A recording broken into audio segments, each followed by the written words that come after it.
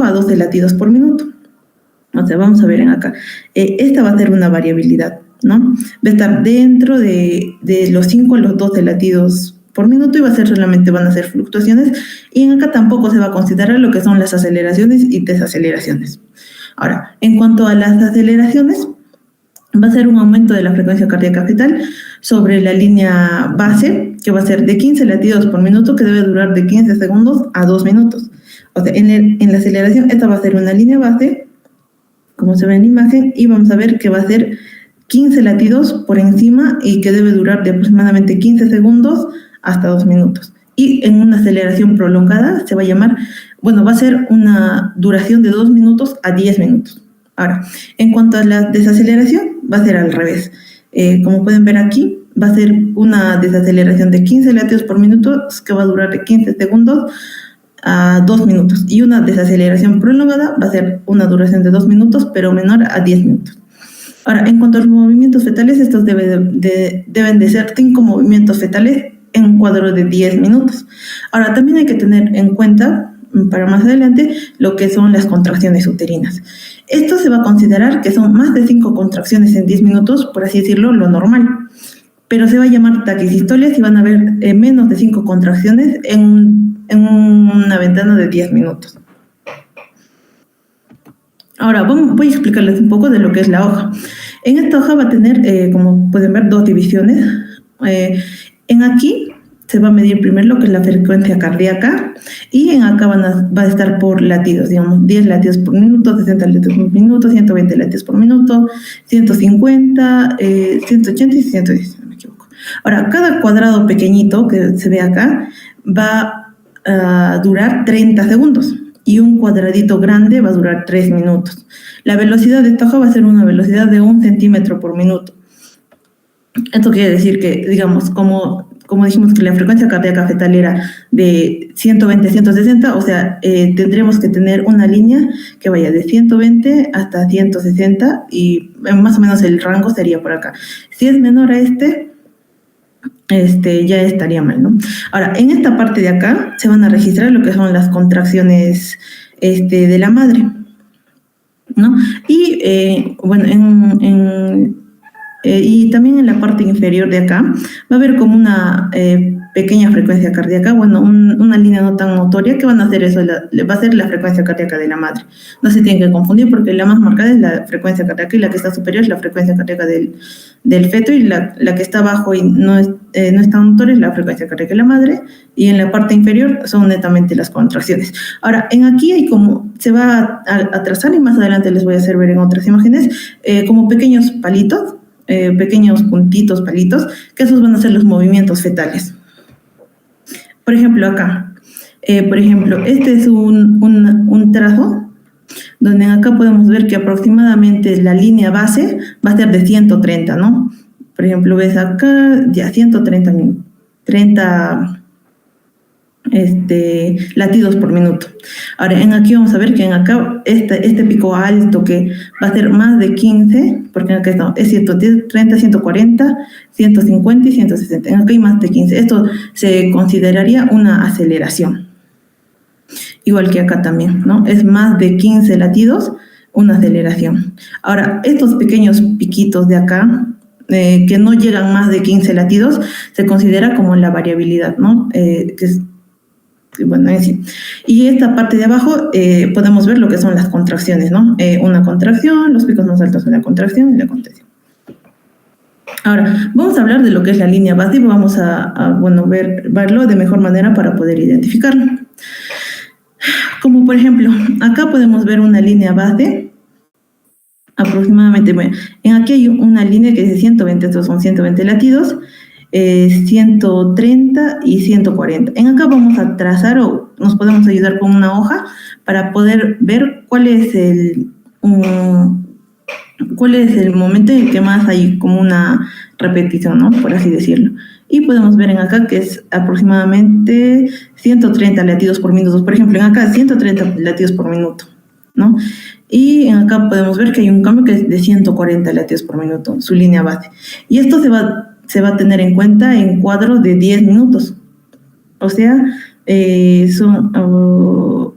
que ser más de 3 cuadritos grandes, ¿no? Por así decirlo. Y bueno, y estos son los puntitos que les comentaba, que son los movimientos fetales, ¿no? Y que se van a registrar en esta parte superior de donde se van a registrar las contracciones. No, acá también tenemos bueno, ahora en cuanto a la variabilidad, vamos a tener 4 tipos de variabilidad. Variabilidad ausente, mínima, moderada y marcada. Esta imagen de acá es donde pueden ver una variabilidad ausente. O sea, no va a haber una amplitud, va a ser una amplitud indetectable. Como pueden ver, esta línea está casi recta, por así decirlo. Y como les mostré en el anterior, o bueno, como en este pueden ver, en acá hay como pequeños piquitos que no son más de 15 latidos, en 15 segundos. Esas son las variaciones, pero los picos más altos ya son las aceleraciones. Y como pueden ver acá, no existe ningún tipo de variabilidad. O sea, es una línea, por así decirlo, casi recta, ¿no? Esto sería una variabilidad ausente. Ahora, ¿cómo va a ser una variabilidad mínima? Va a tener una amplitud que va a variar desde lo más mínimo hasta menos de 5 latidos por minuto. Que sería... que sería, por ejemplo,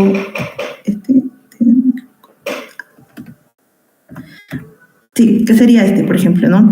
Ves que hay una línea, que esta sería la línea basal, y hay pequeñas variabilidades, ¿no? Que no son tan notorias, variabilidades pequeñas acá.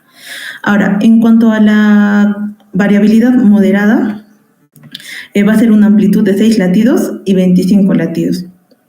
Por ejemplo, acá podemos ver que es más notorio, ¿no? A comparación de las otras líneas, que se nota mayormente, ¿no? Que sí existen las amplitudes de las que se está hablando. Y ahora van a ver amplitudes marcadas que van a ser más de 25 latidos por minuto, que van a ser estas, ¿no? Son marcadas porque son súper grandes y son más marcadas. Ya, por ejemplo, esta sería una variabilidad, una línea media, digamos, de 140 latidos por minuto. Y acá podemos ver pequeños picos que serían las variabilidades, ¿no? Por ejemplo, de acá, acá en este cuadrado pequeñito ya son 10 latidos. Y más ya serían unos 18, 19 latidos. Entonces, esto se consideraría como una aceleración, ya no una variabilidad. Bueno, ahora, en cuanto a las aceleraciones, vamos a ver que va a haber una aceleración, 2 tipos, ¿no? La aceleración normal y la aceleración prolongada. A partir de las 32 semanas va a haber, la aceleración va a ser, como les dije, 15 latidos por minuto por encima de la frecuencia cardíaca basal, con una duración de 15 segundos. Y menos de 2 minutos. Entonces, acá vamos a ver una aceleración, por ejemplo, la línea basal está acá. Vemos una aceleración que va a ser marcada y va a ser más de 15 segundos. Pero no va a pasar los 2 minutos, ¿no? Y acá podemos ver lo que es una aceleración prolongada, que va a mantenerse y va a volver a bajar a su línea basal. Y va a mantenerse y va a volver a bajar a la línea basal. Ahora, todos estos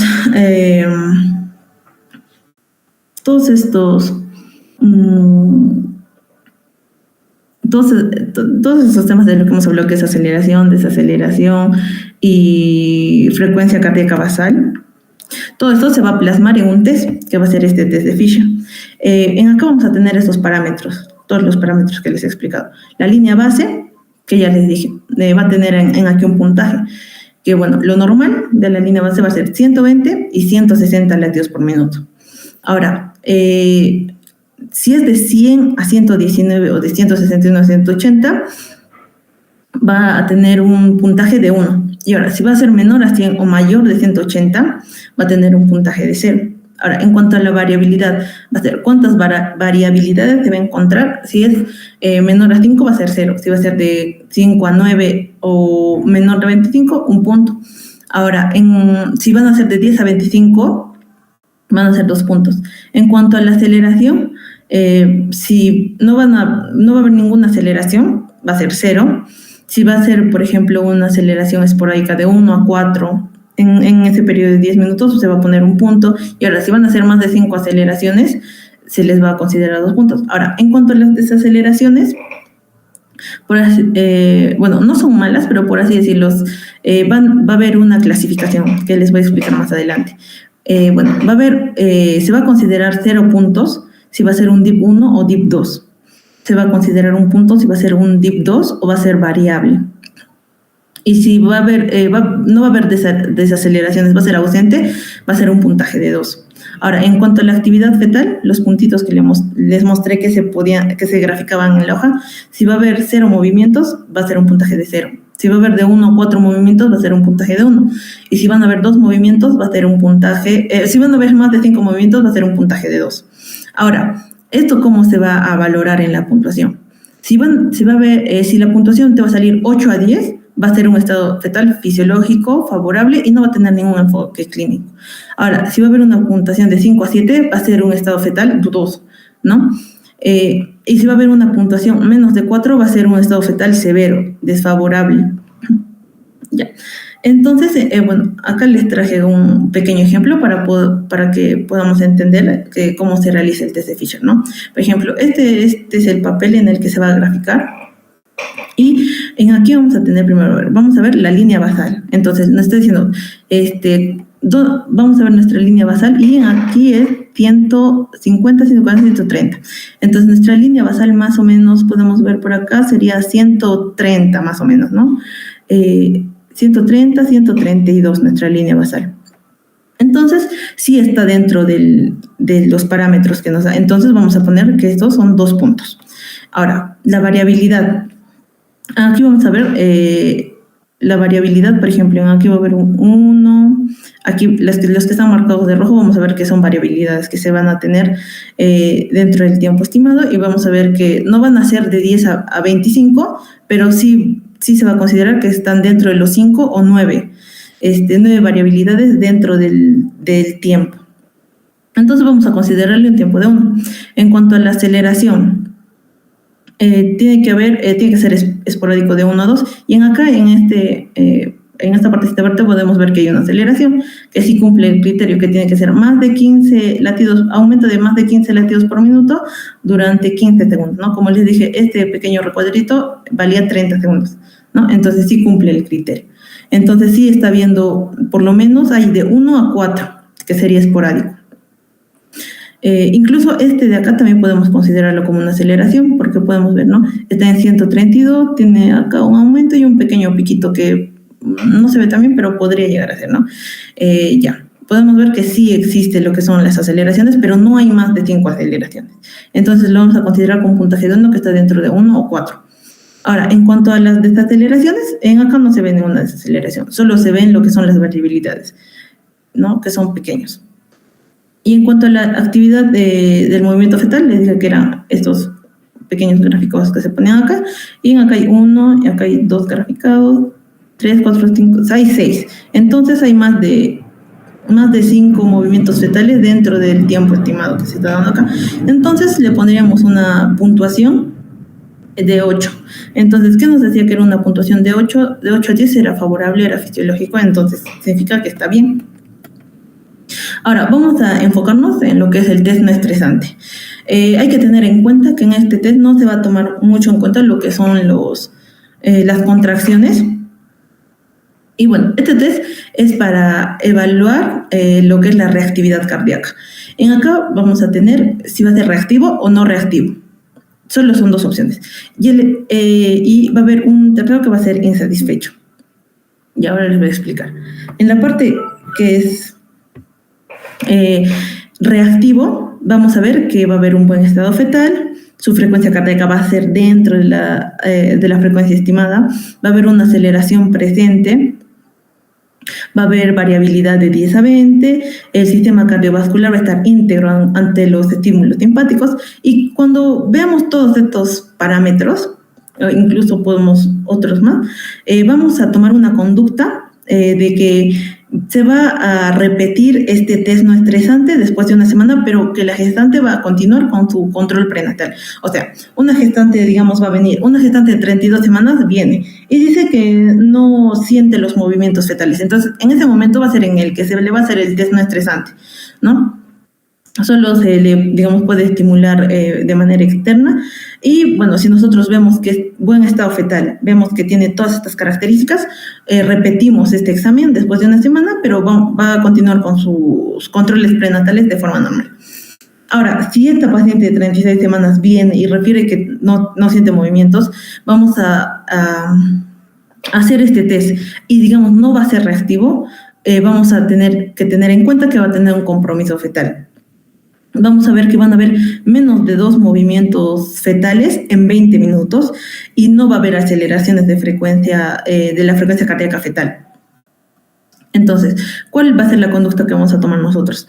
Vamos a primero estimular para que haya movimientos fetales. Vamos a hacer movilización fetal, estimulación sónica. También podemos decirle a la madre si puede comer algún chocolate o tomar algo para ver si el feto se va a estimular y va a provocar lo que son movimientos fetales. Entonces, después de estimular, hacer movilización o decirle a la paciente que tome algún líquido que sea con azúcar o algún chocolate, vamos a prolongar este test no estresante y lo vamos a realizar 20 minutos. Entonces, si ya no va a existir lo que es la actividad del movimiento fetal, se va a realizar lo que es el test estresante, ¿no? Como última opción. Ahora, si va a ser, digamos, si va a salir insatisfactorio, vamos a ver que va a ser patológico, porque va a tener menos de 3 movimientos fetales en 20 minutos. Se puede encontrar lo que es bradicardia, desaceleraciones, hipoxia fetal aguda. Bien, acá se puede dividir en lo que es DIP 1 fisiológico, DIP 2 que va a ser una hipoxia aguda o DIP 3 que va a ser una desaceleración variable. Si nos toca un DIP 2 o DIP 3, se va a realizar lo que es una cesárea de emergencia. Ahora, les voy a explicar de qué consta el DIP 1, el DIP 2 y el DIP 3. Aquí vamos a ver primero el DIP 1. Esto va a ser, también se le va a llamar un DIP temprano.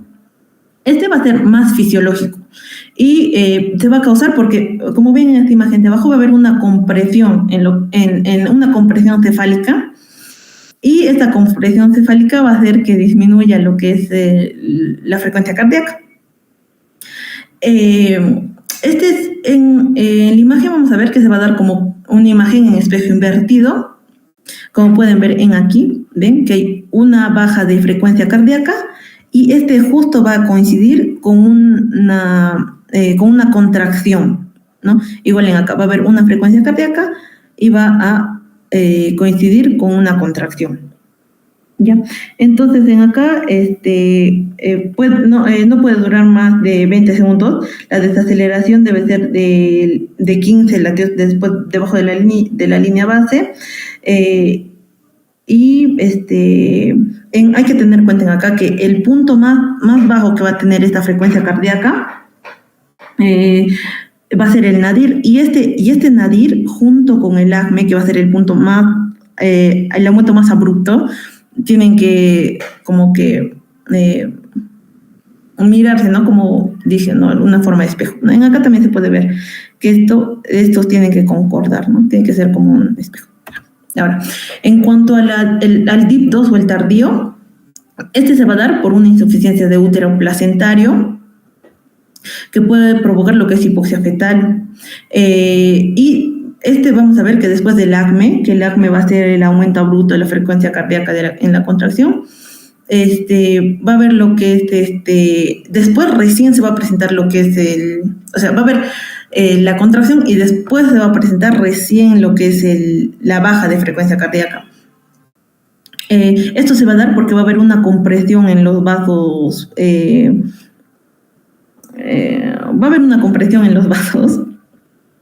y vamos a ver que esto no va a ser como el primero, que era un modo espejo, sino primero se va a dar la contracción y después recién se va a dar lo que es la baja de frecuencia cardíaca.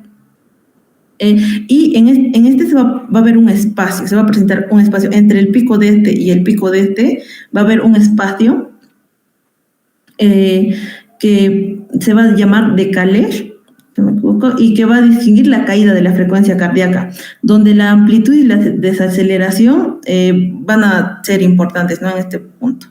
Ya. Ahora, este va a durar más de 15 segundos y va a ser más de 15 latidos por minuto y va a durar más de 15 segundos y se va a presentar después de la contracción. Ahora, en lo que es el DIP3, o también se le llama variable, este va a ser porque, como ven en esta imagen de acá abajo, va a haber una compresión en lo que es el cordón umbilical y no le va a llegar no va a llegar un buen flujo. Y lo malo de este DIP3 es que la recuperación en sí es tardía. Entonces vamos a ver que, por ejemplo, va a haber una contracción y en aquí va a ser variable lo que es la disminución de la frecuencia cardíaca. Entonces va a haber una contracción y va a ser recontravariable, y en aquí va a haber también un signo que es el signo de la W, que va a ser muy común en este DIP3.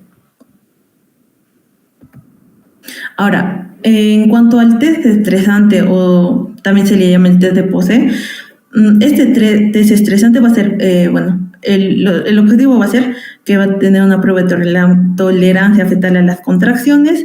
Este test va a ser netamente para bebés que estén bebés a término. Se va a inducir las contracciones con la oxitocina y ¿qué va a evaluar esto? Lo que es el oxígeno fetal, y va a determinar las vías del parto. Entonces, acá vamos a ver, contracción uterina va a comprimir los vasos miometriales.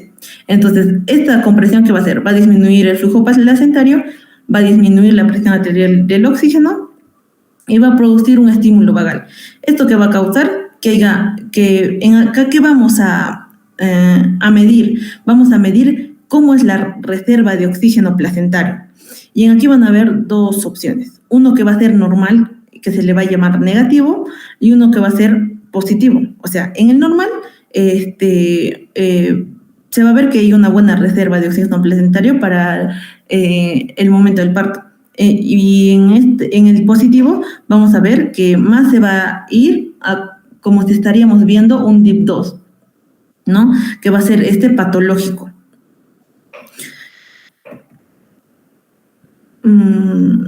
Ya.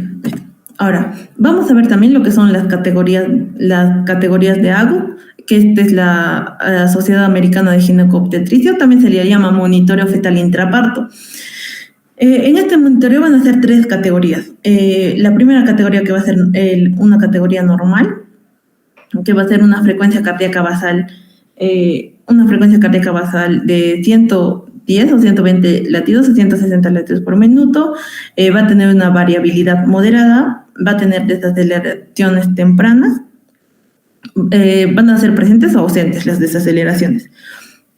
Las aceleraciones van a estar también presentes o ausentes, y la conducta que se va a tomar va a ser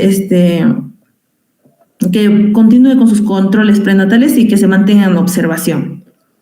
Ahora, vamos a irnos ahora a la categoría 3, porque la del medio ya les voy a explicar en un rato. Ya. En la categoría 3 vamos a ver que va a existir bradicardia fetal, va a haber ausencia de variabilidades, puede estar en una categoría DIP2 o DIP3, y la conducta que se va a tomar va a ser cesárea inmediata.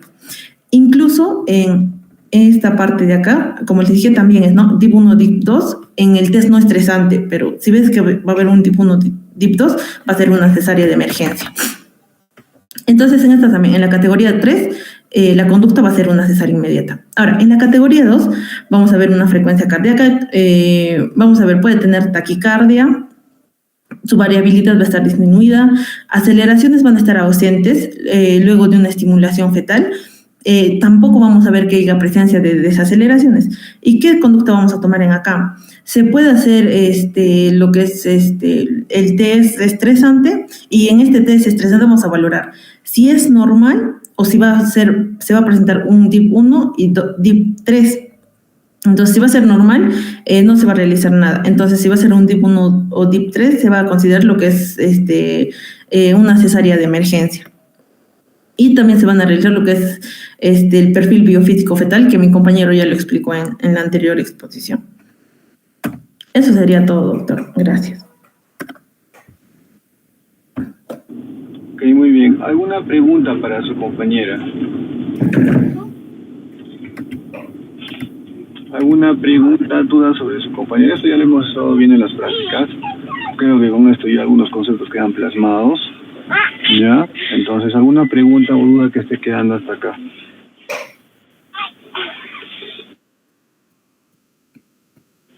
a preguntar todo, claro, porque este es su examen, es prácticamente su examen, muchachos.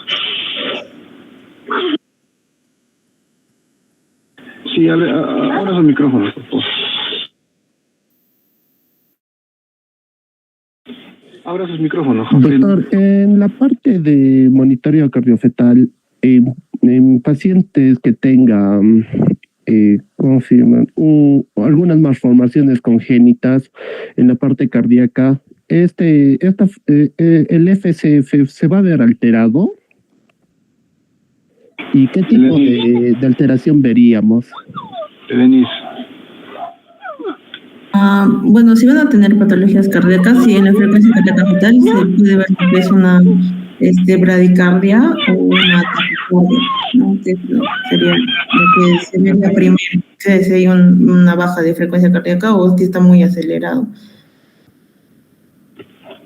Bueno, sí, claro, como dice su compañero el patrón, recuerden que esto es una prueba para ver neurodesarrollo, no específicamente para valorar la frecuencia cardíaca, ¿ya?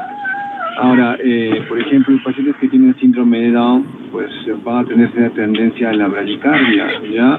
Muchas veces no va a ser reactivo y muchas veces se ha visto que se saca monitoreos, han visto un bebé planchado, han visto bradicardia, o sea, frecuencia cardíaca alterada por más de 10 minutos, ya están catalogados como bradicardia, han hecho la cesárea de emergencia y se han dado con la sorpresa que era un Down. Entonces, podría pasar y alterar, sí, podría, por ejemplo, llevarnos a un mal diagnóstico sin unas malformaciones, pero como les digo, esta prueba no es definitoria absolutamente en todo. Esto se tiene que complementar con una ecografía, con un perfil físico. Me imagino que esta gestacional ya las pacientes deben contar con ecografías morfológicas, donde pues básicamente se van a hacer el screening de alteraciones cardíacas, ¿no? Hay que tomar en cuenta eso, por favor. ¿Alguna pregunta más para su compañera? Doctor, bueno, quería preguntar, ¿en qué momento se hace el test, el test estresante, perdón, y el monitoreo intraparto? Esa parte no le he entendido, no se me podría repetir. Denis, ¿puedes aclarar eso? ¿Cuáles son las indicaciones para hacer un CCT? ¿En qué momento se realiza un monitoreo intraparto? Bueno, lo que entendí fue que el test estresante se realiza para saber si al momento del parto va a tener, o sea, el bebé va a tener una buena reserva, bueno, va a haber una buena reserva de oxígeno placentario. ¿Cuáles son las indicaciones para realizar un test estresante? Las indicaciones son o sea, que tenga más sea un bebé a término, la prueba de estrés y que en AICA vamos a medir lo que es la tolerancia de las contracciones fetales, pues, ¿no? Eso. Doctor, eso yo tampoco no lo he entendido tan bien, porque se supone que si hay un test estresante. Entonces, miren, los test generalmente los vamos a pedir cuando nosotros estamos dudando si el bebito va a tolerar el trabajo de parto, ¿no? ¿En qué casos? Por ejemplo, un oligohidramias, ¿ya? ¿En qué casos, por ejemplo, podríamos pedir un test estresante en pacientes que se dan embarazos uterinos tardíos para ver si se va a tolerar el trabajo de parto o no, si es que lo va a tolerar para hacer la maduración cervical o inducción de trabajo de parto, ¿ya? También, eso es relativo, no es absoluto, podría realizarse un pequeño paralelaje estacional, ¿ya? Un RCI que no tenga alteración en el Doppler, podría realizarse, sí, ¿ya? Ahora, un monitoreo intraparto, pues todos los partos o todos los trabajos de parto deberían ser monitorizados. Ahora, si tú ves durante el trabajo de parto que está conectado a la máquina, ves que está fluctuando en la frecuencia cardíaca fetal, está sospechando de que podría haber una bradicardia o una taquicardia, pues lo ideal es que realicen un monitoreo intraparto y pues ahí cataloguen si es que este trabajo de parto va a progresar o no va a progresar.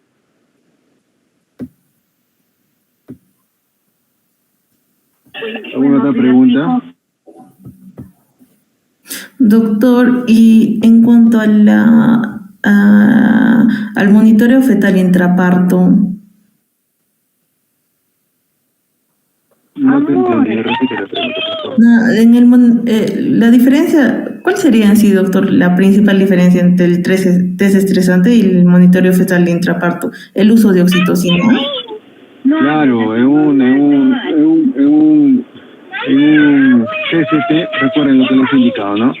Tú tienes una paciente, un ratito.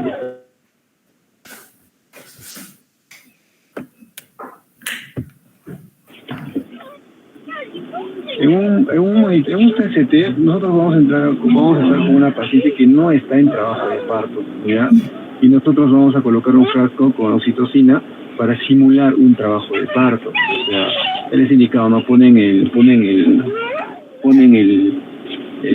frasco y empiezan a gotear a 8 gotas, suben 12 gotas, 16 gotas, hasta que arranca un patrón dinámico, ¿verdad? Entonces una vez que agarran un patrón, pues ustedes van a empezar a catalogar esta prueba como un CCT, porque le están colocando oxitocina, están colocando estrés a ese bebé, ¿se entiende? Ahora, un monitoreo intraparto es cuando la paciente va a evolucionar en forma espontánea el trabajo de parto. Y tú vas a querer valorar ese trabajo de parto. Entonces la prueba la vas a realizar cuando la paciente esté en trabajo de parto espontáneamente.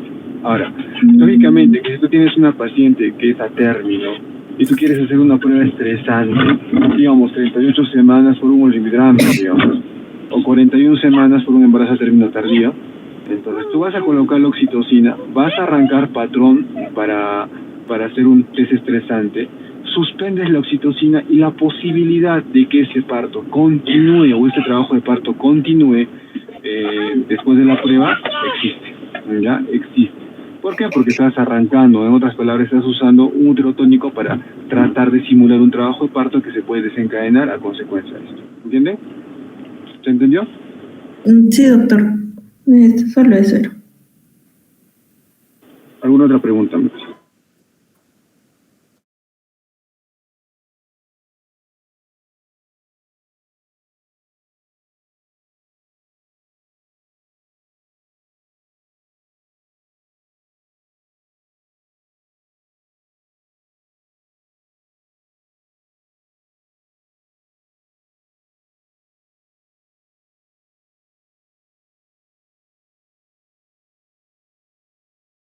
A ver, por favor, ¿podrías repetir? No te entendí muy bien.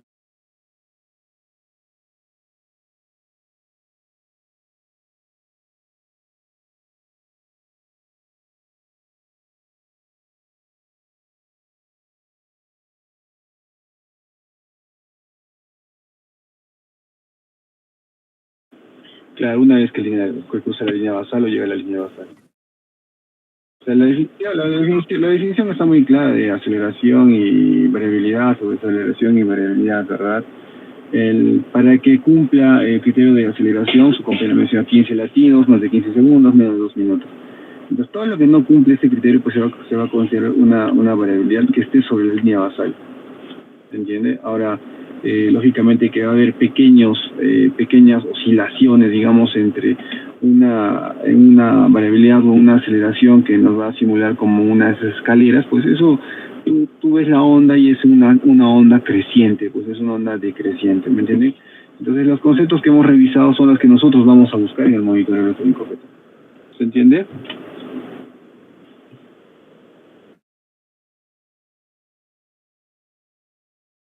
¿Alguna otra pregunta más? Doctor, ¿a qué se refiere con cómo se daría una compresión del cordón umbilical en trabajo de parto? Denise.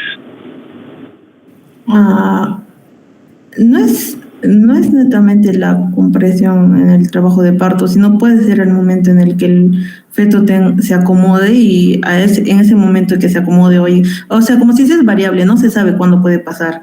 Puede ser por una acomodación y en ese momento en el que el feto se va a acomodar puede ocurrir lo que es una compresión al cordón umbilical. Así que, bueno, va a ser variable y no se va a saber cuándo puede pasar. Ya. Hay cosas que ustedes tienen que evaluar para ver ese tipo de situaciones. Por ejemplo, si yo tengo un paciente que está en anidramios o un oligo severo, pues la posibilidad de compresión existe independientemente que esté frente a la presentación, ¿me entienden? O sea que el cordón esté por delante o al costado de la cabeza. Eso se llama procidencia del cordón o laterocidencia del cordón. Ya, en un oligodramio severo, por ejemplo, podríamos observar este patrón. Por ejemplo, cuando una paciente no está en trabajo de parto y tiene un procúbito de cordón o una laterocidencia de cordón, pues tacto vaginal no vamos a poder evaluar eso, pero eso sí se va a poder evaluar en la ecografía, porque en la ecografía nosotros vemos la presentación, ¿verdad? Vemos también la estática fetal, entonces, y vemos también estructuras como el cordón, que es una estructura muy fácil de ver. Entonces, si nosotros vemos el cordón por delante y nosotros vamos a hacer un monitoreo, probablemente vamos a ver este tipo de patrón, pero si nosotros hacemos una ecografía y vemos ya un procúbito de cordón, pues no es lógico hacer este tipo de pruebas porque ponemos en riesgo. Sabemos que el cordón umbilical está comprometido, no deberíamos de realizar la prueba, ¿me entienden? Ahora, si una paciente estuviera en trabajo de parto y pues al momento de hacer nosotros el tacto, una de las cosas que tienen que hacer es buscar cordón por delante de la presentación o al costado de la presentación para hacer el diagnóstico de procúbito o hacer la heterocidencia, ¿me entienden?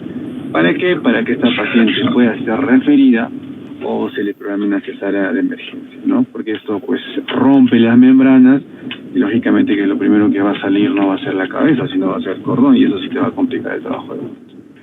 ¿Ya? ¿Alguna otra pregunta?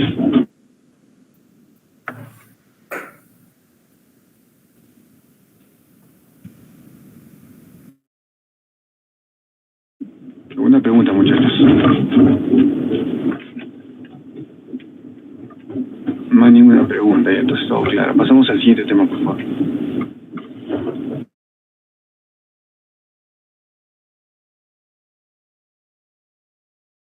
¿A quién le corresponde hacer el siguiente tema?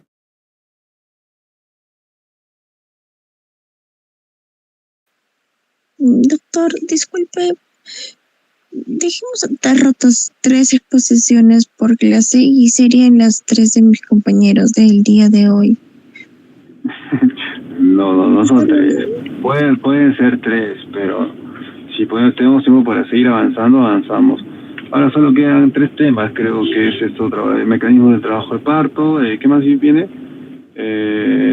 Parto podálico y falta uno. ¿El otro cuál es? Ahora recuérdame.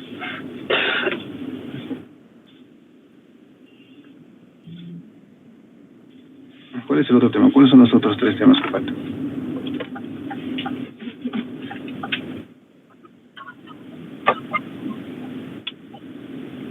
Ya, son temas cortitos, ya no es. Entonces, su examen hemos quedado para el día 12, ¿no, Alessandra?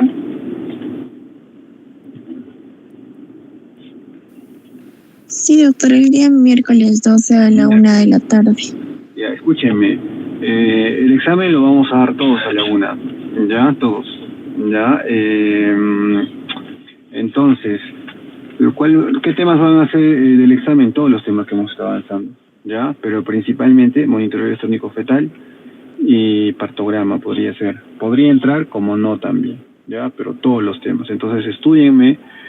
No sé si podemos adelantar las prácticas virtuales de la próxima semana, que es el día viernes.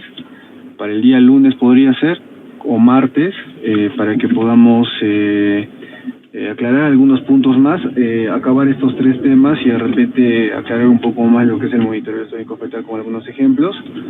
Y con eso acabaríamos. Entonces, por favor, Alessandra, prográmame una clase para el día lunes o martes, en la noche, si desean, no hay ningún problema, de preferencia en la noche, para hacerlo con calma, y para que puedan dar su examen el día miércoles a la 1 de la tarde. ¿Está bien? Está bien, doctor, gracias. Sí, le voy a avisar si lunes o martes. Ya, muchachos, ¿alguna pregunta acá para acabar la clase del día de hoy? Ninguna pregunta. Estudien, chicos, por favor. Los exámenes no son como usualmente les han tomado pregunta, respuesta. No, yo les doy casos clínicos y les hago preguntas puntuales. No creo que demoremos más de 15 minutos en dar el examen, va a ser un examen rápido, quizás 3-5 preguntas máximo, ¿ya? Y de acuerdo a eso, su nota, ¿no? Otra cosa, no se olviden de mandar sus exposiciones. Si les he hecho alguna corrección, deberían enviar las exposiciones corregidas, ¿ya? Eso, básicamente, ya no falta nada para este primer aporte, estamos acabando todos los temas que nos hemos planteado para este aporte, así que, nada, chicos, nos vemos el día lunes o martes, dependiendo de lo que ustedes consideren, y el día miércoles para su examen, por favor, 1 en punto, chicos, 1 en punto, ¿ya? Si llegan 1:05 y hemos empezado 1 en punto, pues si queda 5 minutos de examen, pues dan sus 5 minutos de examen. ¿Ya está? Chicos, entonces nos vemos. Gracias, doctora.